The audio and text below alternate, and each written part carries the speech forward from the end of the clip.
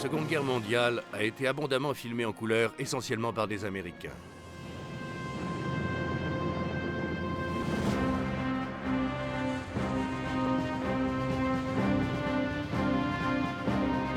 Les caméras ont suivi le conflit sur les champs de bataille ainsi qu'à l'arrière.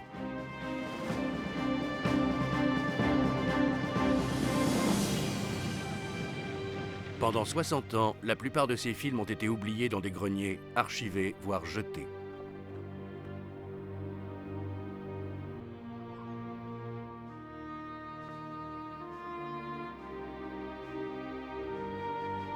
Aujourd'hui sauvées et restaurées, les images originales en couleur nous sont enfin présentées.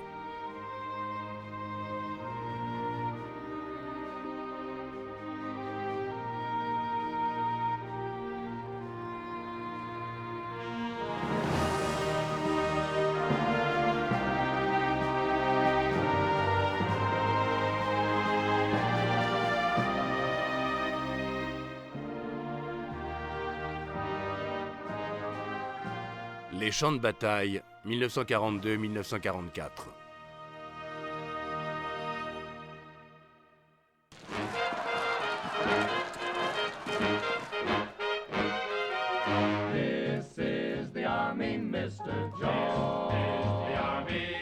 Les États-Unis sont une nouvelle fois en guerre, entraînés dans le combat contre le Japon et l'Allemagne après l'attaque contre Pearl Harbor.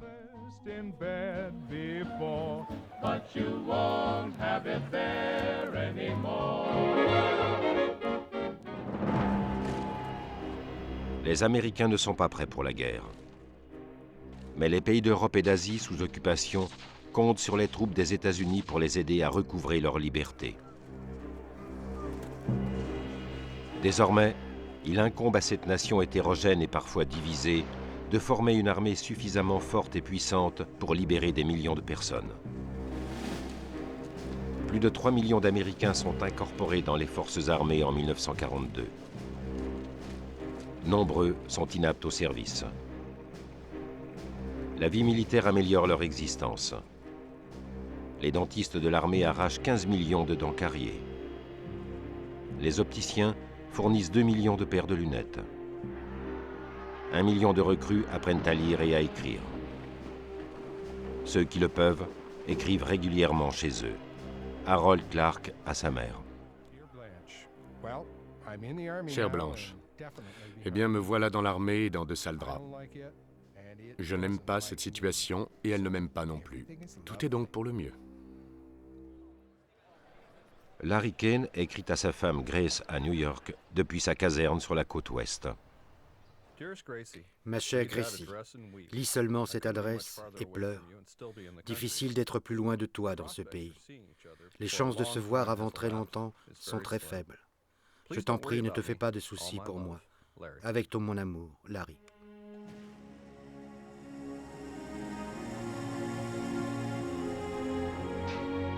Chez eux, les Américains doivent surmonter des divisions raciales et sociales afin d'orienter la puissance industrielle de la nation vers la construction d'armements. Le président Franklin Roosevelt. This production of ours in the United States must be raised far above present levels, even though it will mean the dislocation of the lives and occupations of millions of our own people. Les États-Unis doivent non seulement armer et équiper leurs propres troupes, mais ils doivent également soutenir leurs alliés, la Grande-Bretagne et l'Union soviétique, qui vacillent sous les assauts de l'Allemagne nazie. Pour l'emporter, l'Amérique doit mobiliser toutes les énergies et les ressources de la nation vers un seul but, la victoire. L'épouse du président, Eleanor Roosevelt. At the present time, it is of paramount importance that the women and girls of our country be given training so that they may do their share in the war emergency. Les femmes et les Noirs américains sont sur le point de bénéficier de certains avantages qu'ils se sont toujours vus refuser. Phyllis Johnson, ouvrière en usine. J'ai enfin l'opportunité de gagner plus d'argent. Mon Dieu, j'en ai assez de traîner à la maison. Maman et papa me traitent comme une enfant. Maintenant, je vais être indépendante et je peux même leur envoyer de l'argent.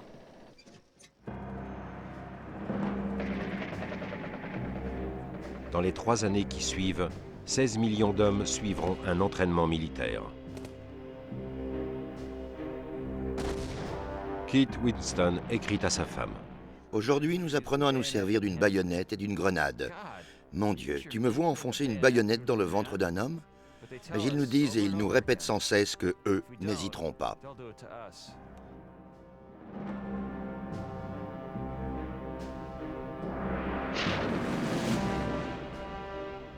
Gus Fallen, un lieutenant rempli d'enthousiasme à son ami tenancier de bar à New York. Cher Eddie, j'adore être para. J'adore lancer des raids sur l'ennemi, m'emparer d'un aérodrome, faire sauter une gare de chemin de fer. J'espère un jour encercler tout un régiment allemand avec une vingtaine de conscrits armés de mitraillettes. Ton copain qui plonge dans le ciel, Gus. Malgré leurs besoins en hommes, les autorités militaires excluent certaines franges de la société américaine. Les homosexuels ne sont pas les bienvenus, mais les gays et les lesbiennes s'engagent malgré tout et servent souvent avec honneur. Les militaires rechignent également à accepter les Noirs dans leur rang. Le journal du ministre de la Guerre, Henry Stimson. L'armée a fixé des exigences strictes au niveau de l'alphabétisation pour maintenir un faible effectif des soldats de couleur. Les Noirs américains qui parviennent à intégrer les rangs de l'armée sont généralement employés comme ouvriers et ne quittent jamais le sol des États-Unis. Moins de 5% d'entre eux verront le front. Un soldat écrit au journal Richmond Afro-American. Nous sommes fiers de servir, mais nous voulons occuper des fonctions plus importantes. Nous sommes capables et prêts à combattre, à condition d'être formés. Mais à ce jour, nous savons à peine à quoi ressemble un pistolet, un char d'assaut, des plans de combat, une grenade, une mitraillette. Pour nous qualifier, on parle de l'escadre nègre au bout du terrain.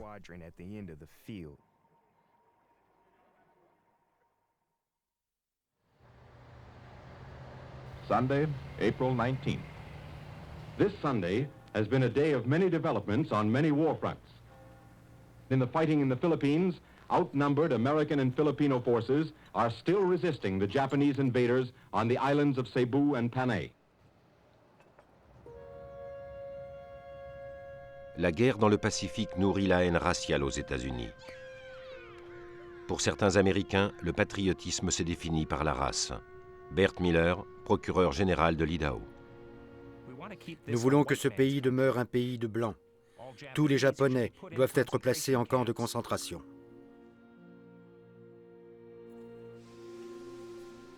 Au printemps 1942, 110 000 citoyens américains nés au Japon ou d'origine japonaise, vivant sur la côte ouest des États-Unis, sont internés de force dans des camps. Ils abandonnent ou vendent leurs maisons et leurs biens au prix d'énormes pertes, laissant derrière eux presque tout ce qu'ils possèdent. Le journal de James Omura. La Gestapo aurait-elle mis pied en Amérique? Nous nous sommes pourtant tous élevés dans une juste colère contre les mauvais traitements infligés aux Juifs par Hitler. N'est-il pas étrange que des citoyens d'origine japonaise soient pourchassés et maltraités de la même façon? Un universitaire noir, le professeur Saunders Redding, écrit dans le magazine American Mercury. Je n'aime pas beaucoup que l'on se réfère constamment aux Japs en disant « ces salauds de jaune » et « macaques jaunes », comme si la couleur de la peau avait un rôle à jouer dans la traîtrise, comme si là était le problème. Le problème est simple. Le problème, c'est la liberté.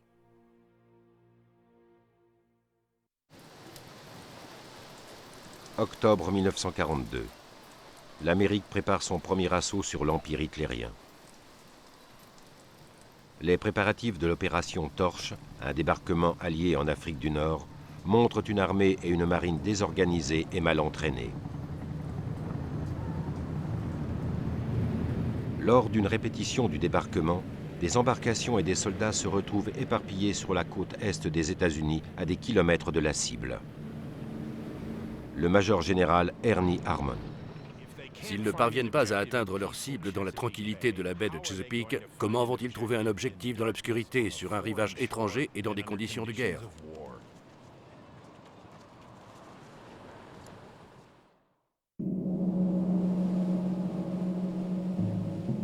Prête ou non, la force de débarquement la plus importante jamais rassemblée prend la mer. Direction l'Afrique du Nord. Pour la quasi-totalité des Américains embarqués, officiers ou simples soldats, c'est le baptême du feu.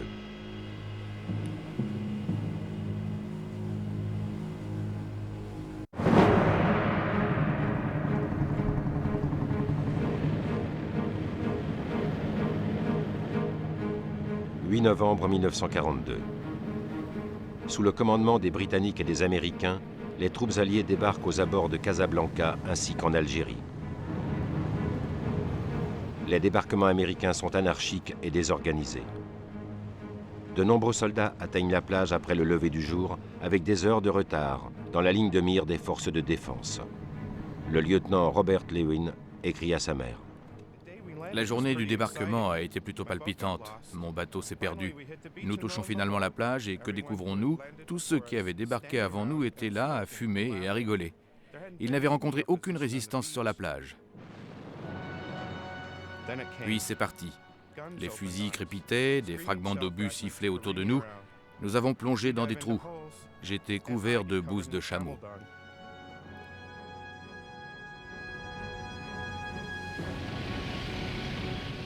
Les Alliés prennent rapidement pied dans la plupart des villes portuaires de l'Afrique du Nord. Mais l'aviation nazie pilonne quotidiennement les positions alliées.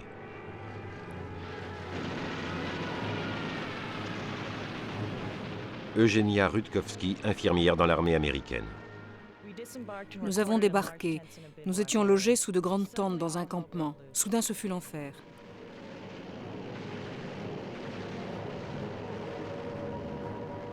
Les sirènes hurlaient, des avions vrombissaient au-dessus de nos têtes et la DCA pilonnait le ciel. C'est peu de dire que j'étais terrorisée.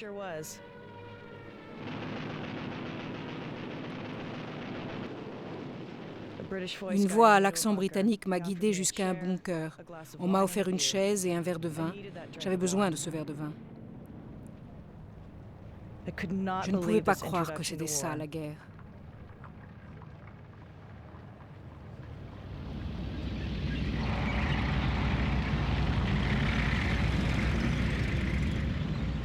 Les chars et les hommes font route vers l'est, vers les montagnes de la Tunisie, où l'armée allemande s'est retranchée avec ses tanks et l'artillerie lourde. L'action est filmée par le producteur de Hollywood, Daryl Zanuck. La vie ici est très rudimentaire. On ne peut pas se laver ou se raser aussi fréquemment qu'on le souhaiterait, mais est-ce bien important? On vit sous tension. Il ne s'agit pas d'une répétition, nous jouons pour de vrai.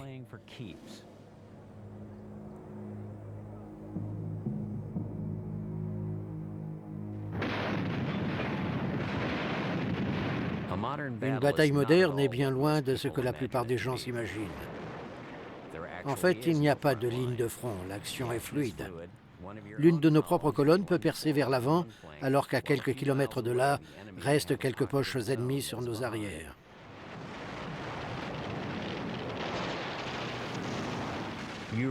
On voit rarement ensemble les chars ennemis et nos propres chars. Ils ne foncent pas les uns sur les autres comme deux chevaliers sur leur destrier. C'est la tactique du chat et de la souris.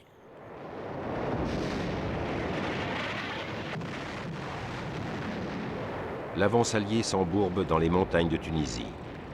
Le correspondant de guerre Ernie Pyle pour le service d'information Scripps Howard. Notre armée est une armée inexpérimentée et la plupart de nos soldats essuient le feu pour la première fois face à des soldats aguerris. Nous n'étions tout simplement pas équipés pour battre les Allemands. Ce sera dur et il faudra sans doute du temps avant de nettoyer l'Afrique.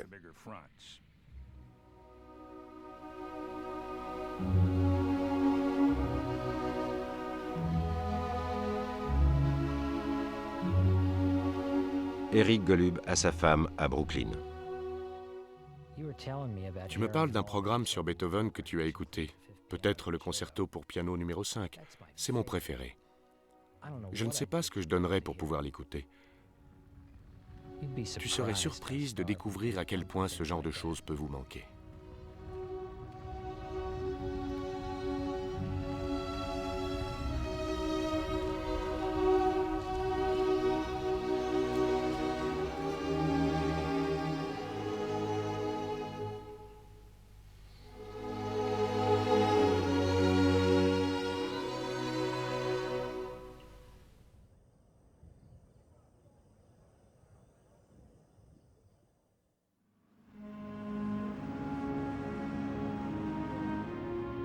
Janvier 1943.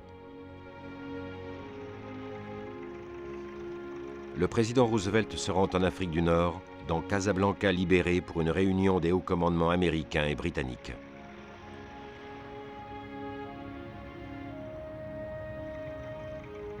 Roosevelt est le premier président américain depuis Abraham Lincoln à visiter des troupes américaines sur le terrain.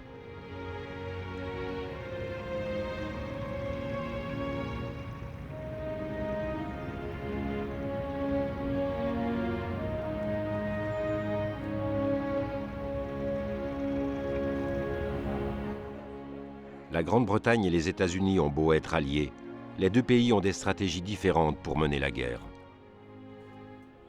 Les conseillers du président américain poussent en faveur d'un débarquement rapide en France occupée.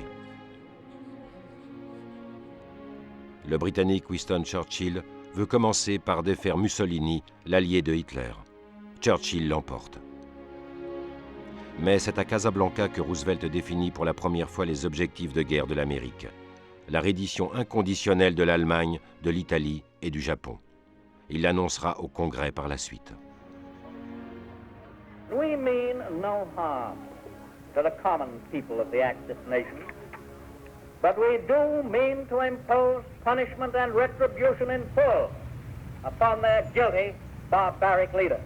In other words, on the uncompromising terms of unconditional surrender.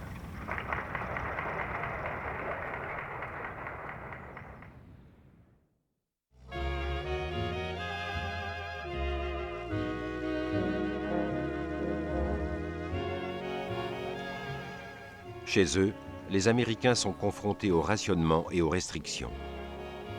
The most important news for Americans today was made on the home front. Eric Severide reporting. Afternoon tomorrow, anybody in the 17 eastern states and the District of Columbia who uses his car for pleasure driving will be violating the law. L'essence est rationnée pour économiser le caoutchouc nécessaire pour les pneus. Pour livrer le lait tous les matins, les voitures à chevaux de la Meadow Gold Dairy reprennent du service. 20 millions de personnes se nourrissent sur leur propre production. On encourage chaque famille à cultiver un jardin de la victoire.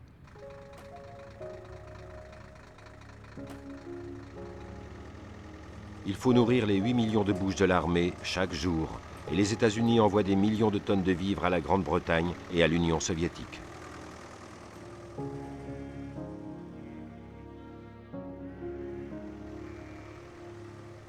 Le départ des hommes pour l'armée entraîne un manque de main-d'œuvre dans les fermes. Les femmes se mettent à combler le vide. 1,5 million de femmes s'enrôlent dans l'armée des femmes de la terre, quittant les villes pour aller travailler dans les fermes. Une femme du Michigan citée dans le New York Times. Mon fiancé a été tué dans cette guerre et j'ai l'impression qu'en aidant à produire la nourriture dont nos soldats ont un besoin si vital, je peux en partie compenser la perte d'au moins un combattant.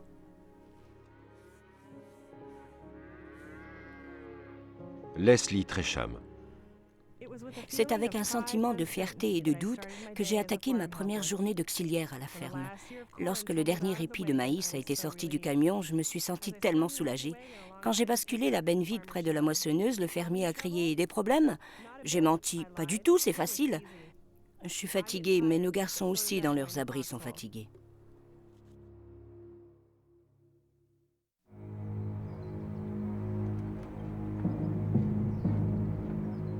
Les équipages des bombardiers américains sont en Angleterre depuis la mi-42. Leurs premières cibles sont des dépôts ferroviaires et des installations industrielles légères en France. La dimension réduite de la force de bombardement américaine explique l'inefficacité des premiers raids, qui seront pourtant très instructifs. De nombreux membres d'équipage tiennent des journaux. James Verenice, copilote. Je venais à peine de me coucher quand ils nous ont réveillés. Nous voilà enfin partis pour notre première mission. Bill Winchell, artilleur. Le 91e groupe de bombardiers se lance sur les chemins de la gloire. Pendant le survol de la cible, tout le monde était à cran, nerveux et surexcité. C'est bien naturel, notre baptême du feu. Cible fortement touchée mais pas entièrement détruite. De retour à la base, fatigué mais très heureux. Tous les appareils sont rentrés. L'appareil, l'escadre et le groupe n'ont pas subi de pertes.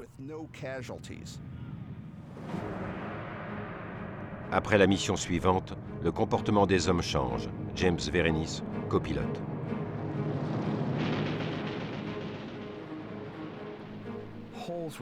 On commençait à voir des trous dans l'avion tout autour de nous, et un juste en dessous de moi. Altitude parfaite pour un bombardement efficace, mais proche du suicide pour nous. Bill Winchell. On aurait dit que toute la DCA d'Allemagne s'était donné rendez-vous pour nous accueillir. Notre appareil s'en est tiré avec 40 trous, et nous avons eu de la chance comparé à d'autres. Quand tout a été fini, nous étions convaincus que la guerre peut être un véritable enfer.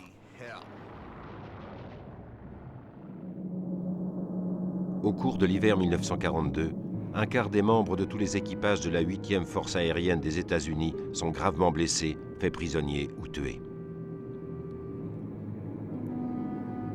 Lors de séances de soins en psychiatrie, les membres des équipages ayant absorbé du pentotal, le sérum de vérité, revivent leur traumatisme. DCA, DCA, DCA. Chasseur, chasseur. J'étais terrorisé, docteur. J'étais vert de peur. Tout ce que l'on peut faire, c'est de rester assis, à attendre que ça se passe. Il n'y a rien à faire, docteur. Rester assis et attendre. Il y a un incendie dans la soute à bombe. Du feu, du feu. Sortez-moi de là. Revenez, espèce de rat. Mon parachute est coincé. Ils se sont tous enfuis. Je suis seul. Je vais exploser avec l'appareil. Il ne restera rien, pas le moindre petit morceau. Est-ce que vous avez déjà vu un type sans tête, Doc? Un ami à vous sans tête? C'était mon meilleur pote. Je l'aimais. Je mangeais avec lui et je dormais avec lui. On jouait aux cartes et on allait voir les filles ensemble. Ces maudits salauds de nazis, il faut que j'y retourne pour avoir ces maudits salauds de nazis. Je veux tous les tuer un par un.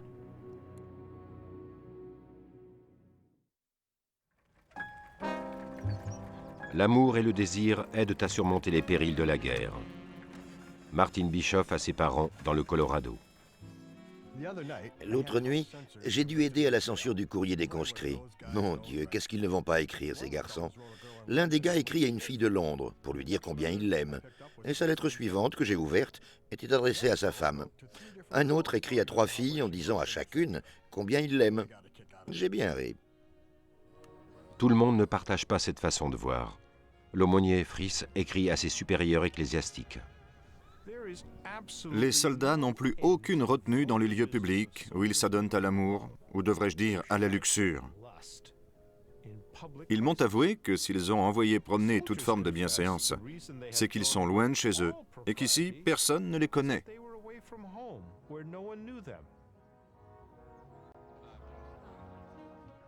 Mademoiselle Kirby, engagée dans la Royal Navy. Johan est sorti avec un Yankee. Moi, il m'ennuie. Ils ne parlent que d'eux-mêmes et s'interrompent de temps en temps pour dire « Mazette, t'as de belles jambes » ou « Ta caserne est loin d'ici ?» Ça me rend malade.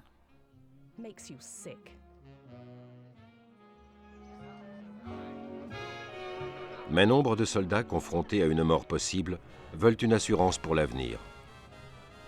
Les amourettes deviennent sérieuses et plus de 70 000 GI prennent des fiancés de guerre britanniques.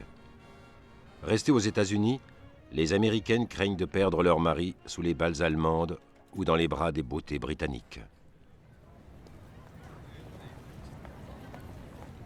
Frances Field a son mari. Il est une question qui hante le cœur de toutes les épouses. Me reviendra-t-il? Il aurait continué à m'aimer s'il était resté à la maison. Il n'aurait rien connu d'autre. Mais à présent, qui sait? La guerre transforme les vies et les attentes des Américains. Un Américain sur 5 déménage dans un autre État. Ils sont nombreux à chercher un emploi dans l'industrie de l'armement. Frances Field. Le logement pose problème et on parle de réquisitionner des chambres libres chez l'habitant pour les travailleurs au service de guerre. Et brusquement, on ne trouve plus de personnel de maison. Certains apprennent à faire eux-mêmes la vaisselle. John Mullin écrit à son fils Jack, stationné en Angleterre. San Francisco est envahi par des gens venus du fin fond de l'Oklahoma, de l'Arkansas ou du Kansas. La population a augmenté de plus de 100 000 habitants. Market Street est bondée, fourmille de femmes en pantalon et de noirs. L'ancien quartier japonais en regorge.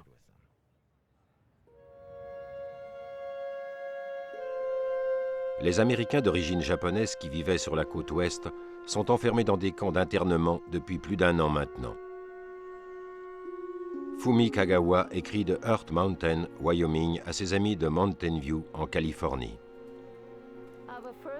Notre première impression de ce camp fut une image de désespoir. Il y a beaucoup de poussière et de crasse. L'eau n'est pas très bonne.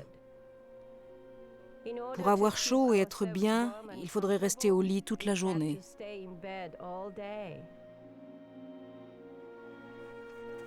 Plus de 100 000 Japonais américains passeront toute la guerre dans des camps d'internement.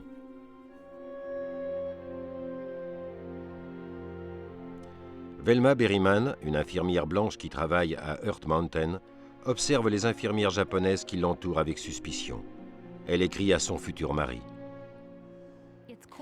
Il fait froid ce soir et le vent hurle autour des pavillons de l'hôpital. L'une des infirmières vient de m'écrire mon nom en japonais. Je devrais peut-être montrer ça au FBI. Comment savoir si elle n'a pas écrit autre chose? Mon chéri, bonne nuit. Je t'aime. Velma.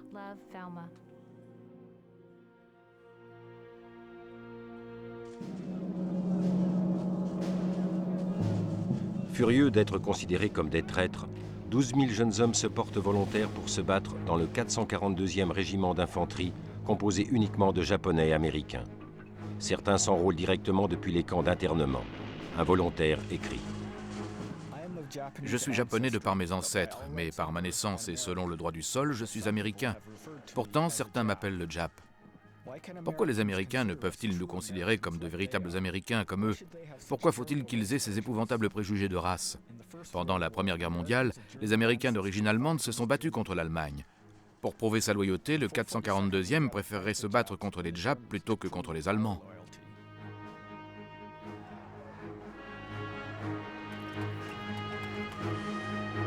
Le 442e se battra en Italie.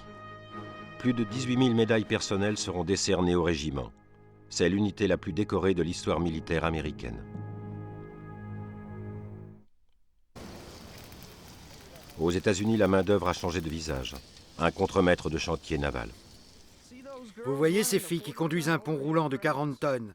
Ce sont les meilleurs ouvriers que j'ai jamais eus, hommes et femmes confondus. En 1943, près de 2 millions de femmes travaillent dans les usines d'armement du pays. Helen Black. Ce n'est pas du gâteau, mais il faut bien que quelqu'un fasse ce boulot. La poussière d'aluminium s'incruste dans la peau, et si on ne se lave pas soigneusement, elle y reste. Nombreuses sont celles qui cumulent 2 fonctions, femme au foyer et ouvrière à l'usine. J'ai un rude travail, à la maison et à l'usine. Quand je ne suis pas à l'usine, je fais le ménage, la cuisine et les courses, et toute la lessive. Je ne me sens pas si bien que ça. De par la loi, les usines qui travaillent pour la défense doivent embaucher sans discrimination de race. La noire américaine Leota Akshaw fait tomber les barrières raciales en occupant un poste dans une usine où tous sont blancs. L'entreprise, je la pris bientôt, n'employait aucun noir. Peu après mon arrivée, une mère de famille noire a pris place sur la chaîne de montage, suivie de jeunes filles noires. Ceux qui s'attendaient à des prises de bec entre les blanches et les recrues noires ont été déçus. Les ouvriers de l'entreprise ont été très gentils avec moi. Mais des grèves spontanées éclatent fréquemment, suscitées par la haine raciale. Les ouvriers blancs se sentent menacés par l'arrivée d'ouvriers noirs à des postes jusque-là réservés aux blancs. Governor Kelly of Michigan has ordered martial law in Detroit, where race riots have killed 11 men and injured more than 500 since last midnight. Martial law will take effect at 10 p.m. Eastern Wartime. Les tensions raciales qui règnent dans le pays sont sensibles dans l'armée. L'US Air Force forme 1000 pilotes noirs à l'Institut Tuskegee, en Alabama. Les hommes sont regroupés à part au sein d'une unité entièrement noire. Lors de la remise des diplômes, le colonel Noel Parrish, responsable de la formation du 99e escadron de chasseurs, leur dit: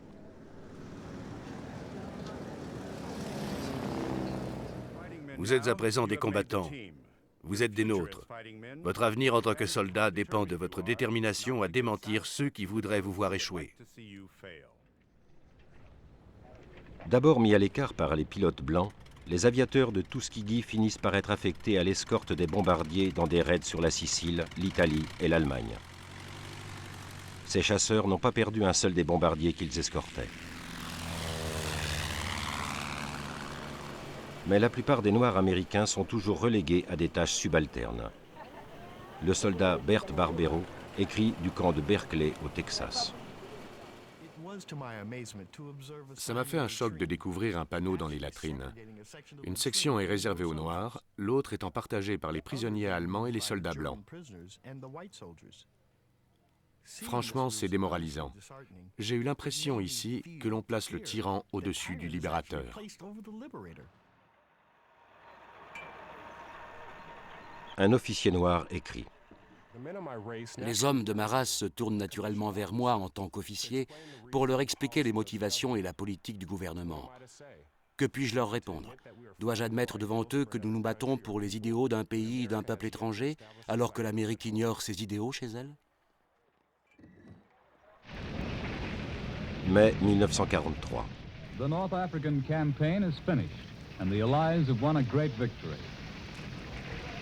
For the first time in 3½ years of war, the Axis powers are wholly on the defensive, pushed back in the European continent and nervously wondering where the next Allied blow will fall. La victoire a coûté cher. Pertes alliées, 70 000 hommes.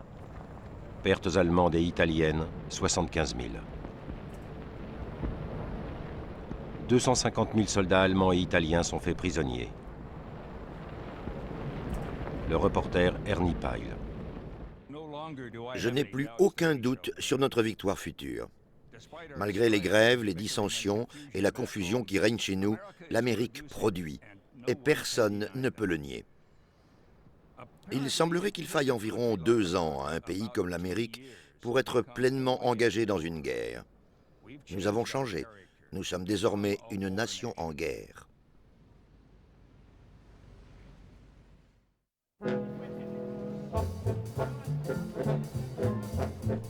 Pour la première fois, des femmes américaines jouent un rôle significatif dans l'armée.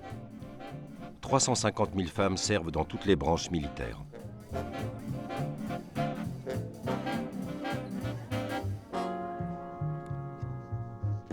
Le commandement militaire découvre que les femmes sont plus productives dans le travail et qu'elles créent moins de problèmes que les hommes au niveau de la discipline.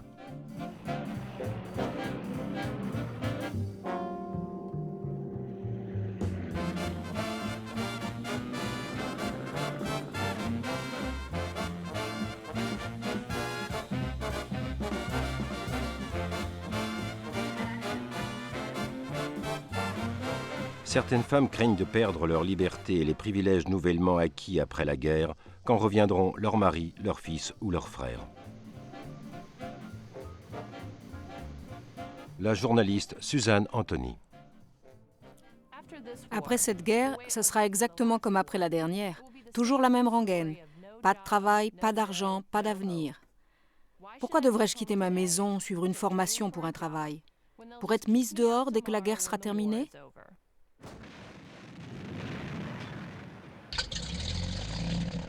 La plupart des pilotes américains étant sous les drapeaux, en Europe ou dans le Pacifique, ont créé le WASP, pour pilote des forces aériennes féminines. Les femmes sont formées au convoyage des avions militaires, au transport des troupes et aux essais en vol des nouveaux appareils. Alberta Paskvan est l'une des premières WASP. Elle prend des images pour sa sœur Chick. Salut! La nuit dernière, nous avons toutes traîné au mess jusqu'à 8h30. Toutes les filles dansaient ensemble, pendant que d'autres faisaient un tapage infernal. On s'amuse comme des folles. Je dois avouer que je préférerais être entourée d'hommes, mais la nouveauté de la chose est surprenante. Je me sens comme une âme en peine. Pas de lettres, pas d'amour, pas d'alcool. Caro Bellet écrit chez elle. Chère maman, nous avons l'impression que chaque jour, de 6h à 10h, la moindre minute est planifiée, école au sol, etc. Le major dit que si nous avons 1 minute de libre, c'est qu'il a oublié quelque chose. Tout ce grand air, ce vent, ce soleil, cet entraînement physique, ces manœuvres et le sommeil, j'ai hâte d'avoir cette bonne mine saine comme les autres. La plupart des filles en deviennent belles. Nous sommes allés à une soirée pastèque organisée par les officiers US. Le temps pour Ellie, Sammy, Caroline et moi d'en avaler un morceau, et la soirée s'est transformée en bataille de pastèques. J'ai enlevé mes chaussures et j'ai la figure dégoulinante de pastèque. Plus de 1000 femmes auront leur brevet de pilote.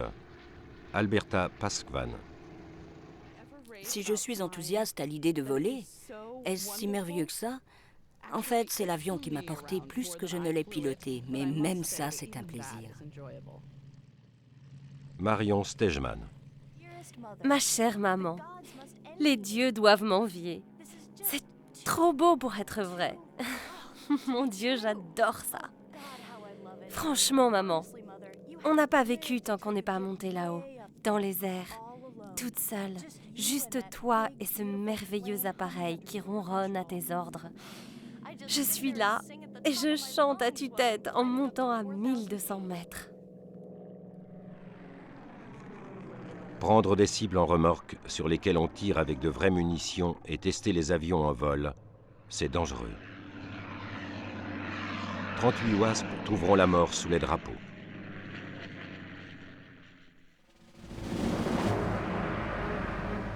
L'ultime étape avant le continent européen. 160 000 soldats alliés quittent l'Afrique du Nord à destination des plages de la Sicile.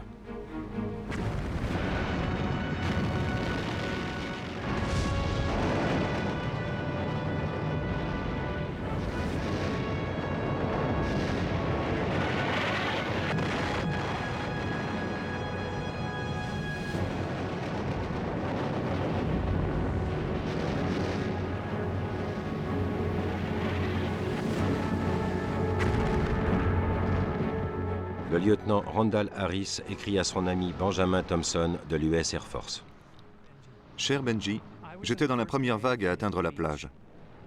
Mon commandant a été tué et au même moment j'ai été touché. Je n'ai pas ressenti de douleur.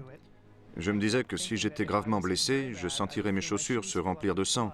Et ne voyant rien, j'ai continué à avancer.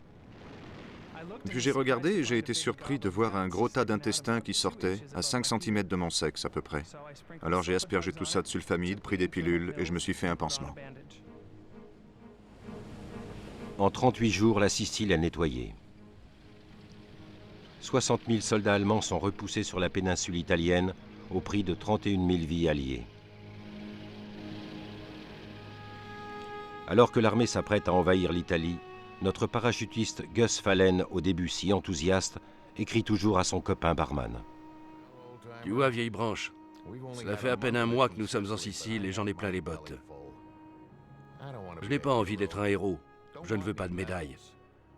Tout ce que je demande, c'est que cette saloperie de guerre se termine pour qu'on puisse tous rentrer chez nous et vivre en paix. Ton copain parachutiste, Gus.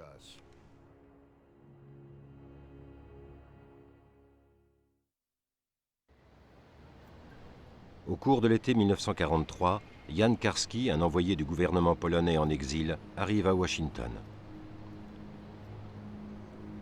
Il apporte son témoignage oculaire du sort réservé aux Juifs dans la Pologne occupée par les Allemands.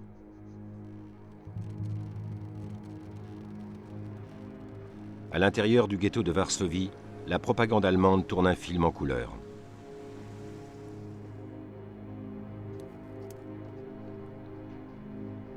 Jan Karski. C'est indescriptible. La misère, la mort, la décomposition, la pauvreté, la faim, la saleté. J'ai vu 2 garçons des jeunesses hitlériennes tirer dans tous les sens en s'amusant avec leurs fusils. C'était horrible. Karski fait son rapport au juge Félix Frankfurter de la Cour suprême. Frankfurter, fils de juif autrichien, lui dit: Monsieur Karski, quand un homme tel que moi s'adresse à un homme tel que vous, on n'a pas le droit de mentir. Et il faut que je vous le dise, je ne peux pas vous croire.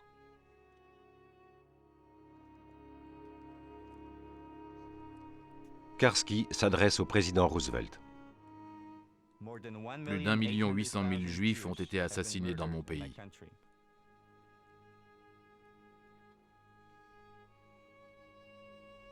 Si rien n'est fait pour favoriser une intervention alliée, que ce soit sous forme de représailles ou autre, 1 an et demi à peine après que j'ai quitté ma patrie, les Juifs de Pologne auront cessé d'exister.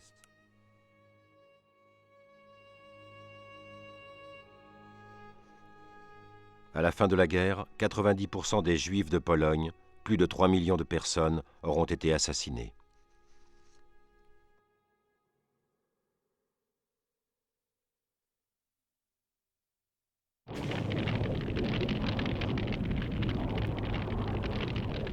Juillet 1943. Les Alliés dirigent sciemment la guerre contre les populations civiles allemandes. La Royal Air Force frappe des cibles militaires et civiles à Hambourg avec des bombes incendiaires. C'est une tempête de feu. Chet Huntley raconte à l'antenne de la CBS. Experts of the United States Army Air Forces had some things to say about the bombing of Hamburg today. They called it the first example of the complete use of air power and the pattern of the devastation to be extended to other German cities. It was not a terror operation, as has been suggested in some quarters. The Germans were rebuilding very quickly after the attacks.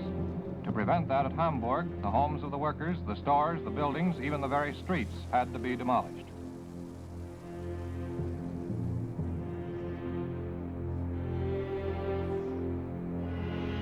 La Royal Air Force annonce que 40 000 personnes sont mortes sous le bombardement.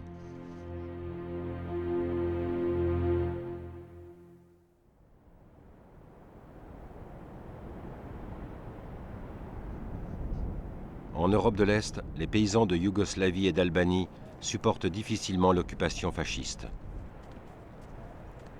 Des groupes de résistance armée opèrent dans les montagnes. Le colonel américain Lynn Farish achemine des armes et du matériel aux partisans, l'un des principaux groupes de la résistance yougoslave. Les partisans aident les travailleurs alliés abattus lors des raids de bombardement à échapper aux griffes des Allemands. Farish travaille pour l'OSS, la première agence de renseignement américaine à l'étranger. Il est agent de liaison entre l'Amérique et le chef des partisans yougoslaves, le communiste Josip Broz Tito. Farish rapporte. Le mouvement des partisans joue un rôle nettement plus important sur les plans militaires et politiques qu'on ne le pense en général dans le monde. La plupart des partisans ont une profonde sympathie pour les États-Unis et croient dur comme fer que nous allons leur venir en aide. Les groupes de résistance yougoslaves placent les Alliés face à un dilemme politique. Les partisans de Tito et un autre groupe de résistance également soutenu par les Alliés, les Tchétniks, s'affrontent fréquemment. Le colonel Farish rapporte que les Tchétniks collaborent parfois avec les Allemands lors d'attaques contre les partisans. Les racines profondes du conflit proviennent de divergences raciales, religieuses et politiques. Cela présage-t-il de l'avenir ? Est-ce que nous nous sacrifions pour mettre fin à cette guerre, pour voir des dizaines de petits conflits apparaître ?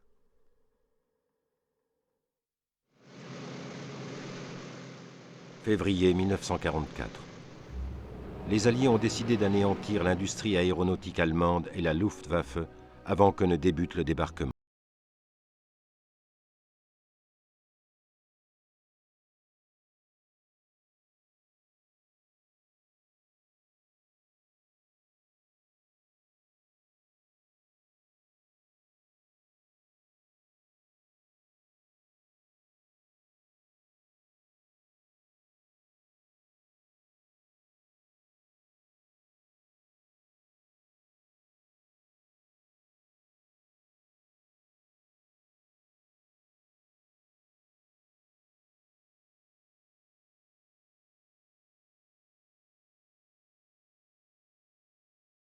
Louis Lahoud. La 8e armée de l'air met toute la gomme sur la Luftwaffe. Je suppose qu'ils veulent mettre les chasseurs à genoux avant le débarquement. Si seulement ce maudit débarquement pouvait se faire. Ça commence à trop durer. Je veux rentrer à la maison.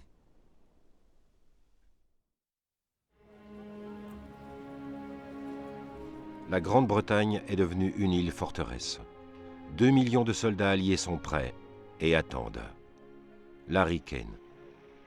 La première chose qui nous attendait à la descente du bateau était un discours de bienvenue pour nous expliquer brièvement et sans équivoque pourquoi nous étions là. Nous sommes ici pour débarquer sur le continent. Tous les combats, les sacrifices et les bouleversements des 2 dernières années ont obligé les États-Unis d'être là à ce moment crucial de notre histoire. Si au départ l'Amérique était réticente à se battre, elle est désormais prête à lancer l'assaut final contre l'empire fasciste de Hitler. This nation, in the past 2 years, has become an active partner in the world's greatest war against human slavery. In this war, we have been compelled to learn how interdependent upon each other are all groups and sections of the whole population of America.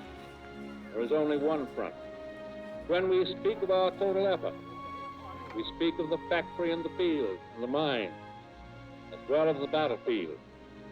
We speak of the soldier and the civilian, the citizen and his government. Each and every one of us has a solemn obligation under God to serve this nation in its most critical hour, to keep this nation great, to make this nation greater in a better world. Juin 1944. Sur la côte sud de l'Angleterre, les soldats commencent à monter à bord des bateaux de débarquement pour une traversée de la Manche de 6 heures, en route vers les côtes de France. Gisela Simone de Cleveland, employée de la Croix-Rouge, écrit à sa famille. Bien cher, nous attendons le débarquement avec angoisse, tout comme vous. Nous avons travaillé en contact étroit avec les forces de combat qui lanceront le premier assaut le moment venu. Prions pour eux, ils en auront besoin. Je frémis quand je pense à tous ceux qui ne reviendront pas.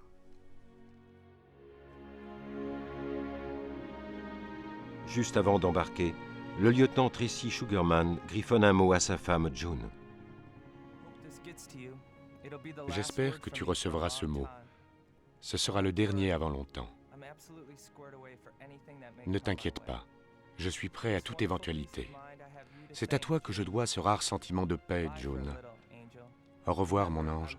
Souviens-toi que je t'aime de tout mon cœur.